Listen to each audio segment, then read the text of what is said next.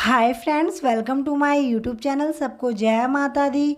और आज की वीडियो में मैं आपसे शेयर करूंगी सोम प्रदोष व्रत की सरल पूजा विधि। अगर आप मेरे चैनल में नए आए हैं तो मेरे चैनल को सब्सक्राइब करना ना भूलिएगा, बेल आइकन को प्रेस कीजिएगा ताकि आने वाली मेरी नई वीडियो का नोटिफिकेशन आप तक सबसे पहले पहुँचे। वीडियो पसंद आए तो लाइक ज़रूर कीजिएगा, ज़्यादा से ज़्यादा मेरी वीडियो को शेयर कीजिएगा। शुरू से लेकर आखिरी तक मेरी वीडियो को आप पूरा देखिएगा। तो चलिए फ्रेंड्स, हम सोम प्रदोष व्रत की सरल पूजा विधि शुरू करते हैं। तो हमने पूर्व की दिशा में चौकी लगाई है। चौकी पे हमने पीला कलर का आसन लगाया है और इस आसन को हमने शुद्ध कर लिया है गंगा जल छिड़क के। और यहाँ हमने दीप कलश की स्थापना करी है और यहाँ पे हमने शिव परिवार की फ़ोटो ली है और यहाँ पे हमने शिवलिंग भी लिया है पूजा में। तो हम सबसे पहले हम दीपक की पूजा करेंगे। तो हम दीपक में हम हल्दी और रोली का तिलक कर लेंगे और सबसे पहले हम उसमें गंगा जल छिड़केंगे दीपक में और हल्दी चंदन और रोली का तिलक कर लेंगे दीपक में और अक्षत अर्पित करेंगे हम दीपक में।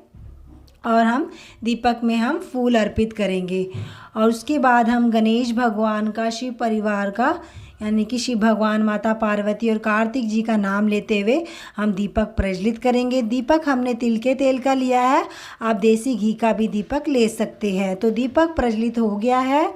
अब इसके बाद हम गणेश भगवान को हम स्नान कराएंगे। तो अगर आपकी इच्छा है तो आप दीप कलश की स्थापना कर सकते हैं इस पूजा में। तो हम सबसे पहले हम गणेश भगवान को गंगा जल छिड़क के स्नान कराएंगे और सभी को। तो इस तरीके से हम गणेश भगवान को गंगा जल छिड़केंगे, शिव भगवान को, माता पार्वती को और कार्तिक जी को। इस तरीके से हम इनका स्नान कराएंगे और हम अच्छे से हम कपड़े से पोंछ लेंगे। और पोंछने के बाद हम सबसे पहले गणेश भगवान को चंदन और हल्दी रोली का तिलक अर्पित करेंगे। फिर माता को भी हम हल्दी चंदन और रोली का तिलक अर्पित करेंगे और सिर्फ शिव भगवान को हम चंदन लगाएंगे। तो इस तरीके से हमने तिलक कर लिया है और उसके बाद हम सभी को फिर हम तिलक लगाने के बाद हम अक्षत अर्पित करेंगे। इस तरीके से हम सबको अक्षत अर्पित कर देंगे।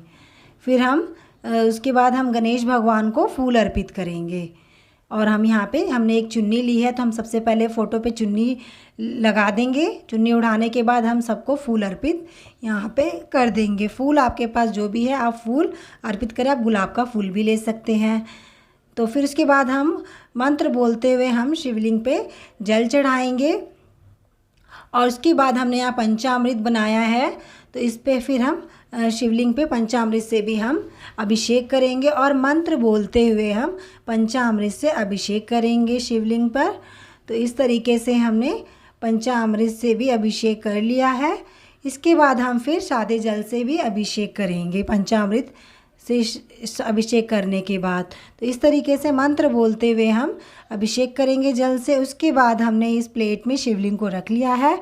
अब हम चंदन का तिलक करेंगे शिवलिंग पर इस तरीके से और उसके बाद हम अक्षत अर्पित करेंगे। फिर यहाँ पे हम गणेश भगवान को इत्र लगाएंगे, सभी को हम इत्र लगाएंगे और हम शिवलिंग पे भी हम इत्र लगाएंगे इस तरीके से। फिर इत्र लगाने के बाद हम उसके बाद यहाँ पे हम सबसे पहले गणेश भगवान को जनेऊ और हम मोली अर्पित करेंगे। फिर यहाँ पे हम शिवलिंग पे भी हम जनेऊ और मोली अर्पित करेंगे। उसके बाद फ़ोटो पे भी हम सभी को मोली अर्पित करेंगे और यहाँ पे हम शिव भगवान को और कार्तिक जी को भी हम जनेऊ अर्पित कर देंगे। इस तरीके से हमने अर्पित कर दिया है और उसके बाद हम यहाँ पे शिवलिंग पे भी फूल अर्पित करेंगे और इसके बाद हमने यहाँ पे थोड़े से मोगरा का फूल लिया, वो भी हम यहाँ पे अर्पित करेंगे इस तरीके से सभी को। और यहाँ पे हमने बेल पत्र में चंदन लगाया है और इस तरीके से हम गणेश भगवान को अर्पित करेंगे, माता पार्वती को और शिव जी को और कार्तिक जी को भी, सभी शिव परिवार को हम बेल पत्र अर्पित करेंगे और हम शिवलिंग पे भी इस तरीके से बेल पत्र अर्पित कर देंगे। और उसके बाद हमने यहाँ पे धतूरा लिया है और हम धतूरा भी अर्पित कर देंगे इस तरीके से। और उसके बाद हमने यहाँ पे ये आंकड़े का फूल लिया है तो ये भी हम अर्पित करेंगे।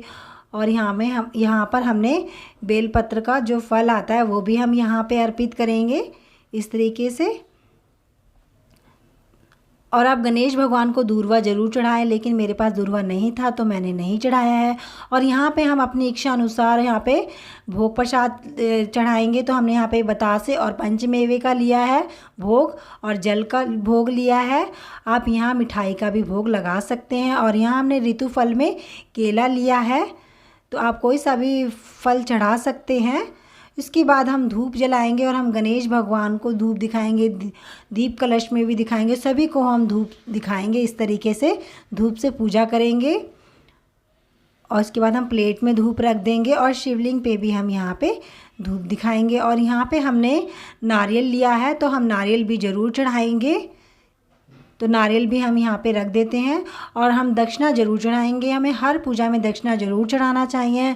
तो सबसे पहले हम गणेश भगवान को और सबको दक्षिणा चढ़ाएंगे, और शिवलिंग पे भी हम दक्षिणा ज़रूर चढ़ाएंगे। उसके बाद थोड़े से हमने तिल लिए हैं, तो हम सभी को तिल अर्पित करेंगे इस तरीके से। हाँ, तो हम शिवलिंग पे भी तिल अर्पित करेंगे। इसके बाद हम हाथों में फूल अक्षत लेंगे और सोम प्रदोष व्रत की कथा करेंगे। सोम प्रदोष व्रत की कथा। पौराणिक कथा के अनुसार एक नगर में एक ब्राह्मणी रहती थी। उसके पति का स्वर्गवास हो गया था। उसका अब कोई सहारा ना था, इसलिए वह सुबह होते ही वह अपने पुत्र के साथ भीख मांगने निकल पड़ती थी। वह खुद का और अपने पुत्र का पेट पालती थी। एक दिन ब्राह्मणी घर लौट रही थी तो उसे एक लड़का घायल अवस्था में करहाता हुआ मिला। ब्राह्मणी दयावंश उसे अपने घर ले आई। वह लड़का विदर्भ का राजकुमार था। शत्रु सैनिकों ने उसके राज्य पर आक्रमण कर उसके पिता को बंदी बना लिया था और राज्य पर नियंत्रण कर लिया था, इसलिए वह मारा मारा फिर रहा था। राजकुमार ब्राह्मण पुत्र के साथ ब्राह्मणी के घर रहने लगा। एक दिन अंशुमति नामक एक गंधर्व कन्या ने राजकुमार को देखा तो वह उस पर मोहित हो गई। अगले दिन अंशुमति अपने माता पिता को राजकुमार से मिलाने लाई। उन्हें भी राजकुमार पसंद आ गया। कुछ दिनों बाद अंशुमति के माता पिता को शंकर भगवान ने स्वप्न में आदेश दिया कि राजकुमार और अंशुमति का विवाह कर दिया जाए। वैसा ही किया गया। ब्राह्मणी प्रदोष व्रत करने के साथ ही भगवान शंकर की पूजा पाठ किया करती थी। प्रदोष व्रत के प्रभाव और गंधर्व राज्य की सेना की सहायता से राजकुमार ने विदर्भ से शत्रुओं को खदेड़ दिया और पिता के साथ फिर से सुखपूर्वक रहने लगा। राजकुमार ने ब्राह्मण पुत्र को अपना प्रधानमंत्री बनाया। मान्यता है कि जैसे ब्राह्मणी के प्रदोष व्रत के प्रभाव से दिन बदले, वैसे ही भगवान शंकर अपने भक्तों के दिन फेरते हैं। बोलो गणेश भगवान की जय हो, शंकर भगवान की जय हो, माता पार्वती की जय हो। कथा होने के बाद हम हाथों में जो फूल और अक्षत लिए हैं वो भगवान के सामने इस तरीके से हम छोड़ देंगे। फिर हमने यहाँ पे देसी घी का दीपक लिया है, इससे हम गणेश भगवान की आरती करेंगे, फिर शिव भगवान की और माता पार्वती जी की और कार्तिक जी की हम आरती कर लेंगे। आप यहाँ पे कपूर आरती भी कर सकते हैं। आप यहाँ पे छोटा सा हवन भी कर सकते हैं। हवन मैंने यहाँ पे नहीं किया है। आरती होने के बाद हम आरती में 3 बारी जल से आचमनी कर देंगे इस प्रकार।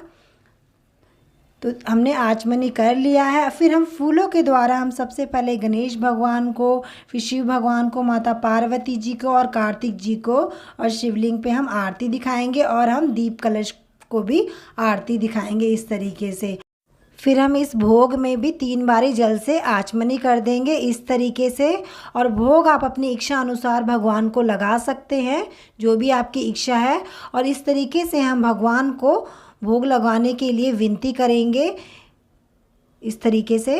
और जल का भी भोग हम लगा देंगे भगवान को। तो सभी को भोग लगाने के बाद हम जल का भी भोग लगाएंगे। इसके बाद हम हाथों में फूल ले लेंगे और हम गणेश भगवान से, शिव भगवान से, माता पार्वती जी से और कार्तिक जी से हम प्रार्थना करेंगे कि हमारी पूजन में किसी प्रकार की कोई कमी घटी या कोई जाने अनजाने में गलती हुई तो हमें क्षमा करना, हमारी पूजा को स्वीकार करना। इस तरीके से हम उनसे प्रार्थना करेंगे, हम भगवान से विनती करेंगे और इस फूल को हम भगवान के सामने छोड़ देंगे। तो हम गणेश भगवान को हाथ जोड़ेंगे, शिव भगवान को, माता पार्वती जी को, कार्तिक जी को और शिवलिंग पे भी हम हाथ जोड़ लेंगे। और फिर इस दीपक में भी हम हाथ जोड़ेंगे, चौकी पे भी हाथ जोड़ेंगे और मत्था टेकेंगे और थोड़ा सा जल अपने आसन के नीचे छिड़क के माथे से लगा लेंगे और इस दिए को हम पूरे घर में दिखा देंगे और परिवारजन भी आरती ले लेंगे। तो हमारी सोम प्रदोष व्रत की सरल पूजा विधि हो गई है। आप भी इसी विधि से पूजा कर सकते हैं। अगर फ्रेंड्स मेरा ये वीडियो आपको पसंद आया होगा तो मेरे चैनल को सब्सक्राइब करना ना भूलिएगा। मेरा वीडियो देखने के लिए थैंक यू। मिलते हैं हम नेक्स्ट वीडियो में, तब तक के लिए बाय बाय और सबको जय माता दी।